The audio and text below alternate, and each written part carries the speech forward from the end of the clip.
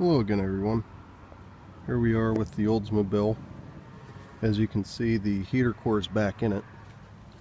And what I decided to do, since it was a brass and copper one, was to just solder the two fittings, the two pipes coming out of it, back in. So I'm going to go ahead and show you. Now this is the one over here that was leaking. And here's the other one. It wasn't leaking. Well, actually it was leaking, but it wasn't, you couldn't pull this one out like you could this one. But there's the first one I soldered. I'm not too proud of that solder there. That's kind of ugly, but I am actually kind of proud of that one. It's probably one of the best. It's probably the best I've ever done as far as soldering goes. But anyways, I got that soldered back up.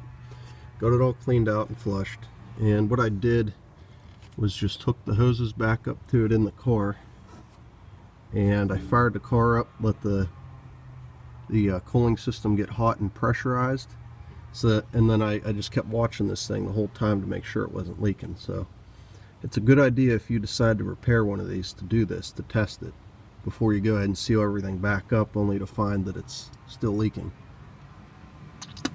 So it's probably also a good idea, even if you go the route of buying a new one and sticking in there, because I mean, I have bought parts before that didn't work, and then I had to rip everything back apart. So if you can test it, it's definitely a good idea. So just a note, this hose here is the smaller one. It goes right to this, I believe this is like a valve, but it goes right into the back of your manifold. And this one here is the larger one, and it goes right to your water pump. And another thing I wanted to note is, now I'm not sure if I did it or whoever was in this thing before me, because someone was obviously in this. A lot of this is all silicone. And but anyways, you see this here, there's a bolt here, there's one down there, and there's one here, there's another over here.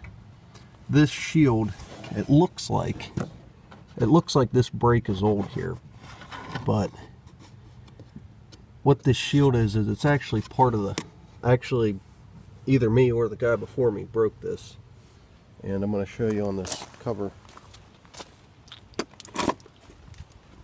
See, this is for your blower motor. See, this is where it was all broken, right along here and up in here. So if you don't want to break this, what you want to do is, there's two extra bolts back here. This is where your leaf screen goes across here.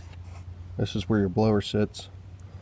Now to remove this, what you want to do, as far as I can see, is you want to remove this screw and this screw. And I think those are the only two that hold this on. Yeah. Okay. You can see the back of them here. Right there. So, now I mean, I personally don't really care. This car is a beater. I'm probably just going to take some silicone or something and try and make sure it seals, but it's really not a big deal to me. But anybody that has a nice car and they don't want to break it, remember these two screws right here, right down in there. So anyways, I just wanted to go over how I fixed it and how I tested it and made sure it works, and also wanted to go over again those two bolts in here.